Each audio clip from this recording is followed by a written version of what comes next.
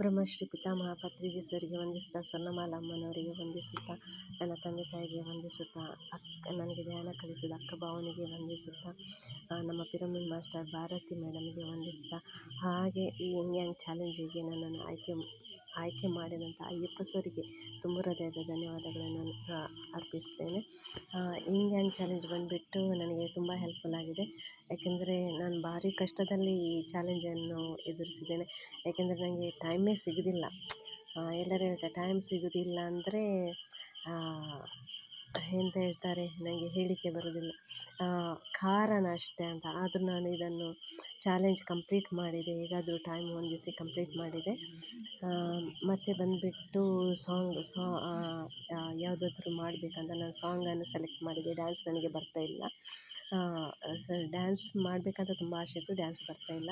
Song select ಮಾಡಿದೆ. ಸಾಂಗಲ್ಲಿ ನಾನು ಭಜನೆಯನ್ನು select ಮಾಡಿದೆ. ಹೇಗೆ ಹಾಡಿದೆ ಏನಂತ ಗೊತ್ತಿಲ್ಲ ನನಗೆ, ಅದರದ್ದು ABCD ಅಂತ ನನಗೆ ಗೊತ್ತಿಲ್ಲ, ಆದರೂ ತಕ್ಕ ಮಟ್ಟಿಗೆ ಹಾಡಿದ್ದೇನೆ. ಮತ್ತು ಮೇಯ್ನ್ ಬಂದುಬಿಟ್ಟು ನಾನು ಮದುವೆಗಿಂತ ಮುಂಚೆ ಡ್ರಾಮಾ ಆರ್ಟಿಸ್ಟ್, ಫಿಲ್ಮ್ಗಳಲ್ಲಿ ಕೂಡ ಚಿಕ್ಕ ಚಿಕ್ಕ ತುಳು ಫಿಲ್ಮಲ್ಲಿ ನಾನು ಮಂಗಳೂರಲ್ಲಿ ಮಾಡಿದ್ದೇನೆ.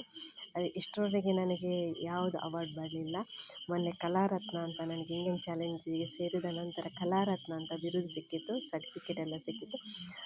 ಅದಕ್ಕೆ ಈ ಗ್ರೂಪಿಗೆ ನಾನು ತುಂಬ ಚಿರಋಣಿಯಾಗಿದ್ದೇನೆ.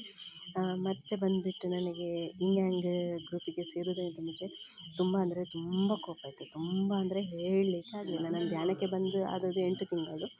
ಆದರೆ ಫುಲ್ ನಾನು ವೆಜಿಟೇರಿಯನ್ ಅಂದರೆ ನಾನು ಲಾಸ್ಟ್ ಮೂಮೆಂಟ್ ಅಂದರೆ ನನಗೆ ಹೇಳಿದೆ, ಲಾಸ್ಟ್ ಮೂಮೆಂಟ್ ನಾನಿನ್ನು ಬದುಕುವುದಿಲ್ಲ ಅಂತ ಹೇಳುವ ಟೈಮಿಗೆ ನಾನು ಕಬ್ಬೆದೊಡ್ಡಿ ಪಿರಮಿಡಿಗೆ ಹೋದದ್ದು. ಅಲ್ಲಿ ಹೋಗಿ ಬಂದ ನಂತರ ಫುಲ್ಲು ನಾನು ವೆಜಿಟೇರಿಯನ್. ಅಂದರೆ ಅದಕ್ಕಿಂತ ಮುಂಚೆನೂ ನನಗೆ ನಾನ್ ವೆಜ್ ತಿಂದರೆ ಆಗ್ತಾ ಇರಲಿಲ್ಲ. ಅದೇ ಈಗ ಕಂಪ್ಲೀಟ್ ನಾನು ವೆಜಿಟೇರಿಯನ್ ಆಗಿದ್ದೇನೆ, ಮುಟ್ಟುವುದಿಲ್ಲ, ತಿನ್ನುವುದಿಲ್ಲ. ಬಂದುಬಿಟ್ಟು ಮತ್ತು ನನಗೆ ತುಂಬ ಕೋಪ ಇತ್ತು.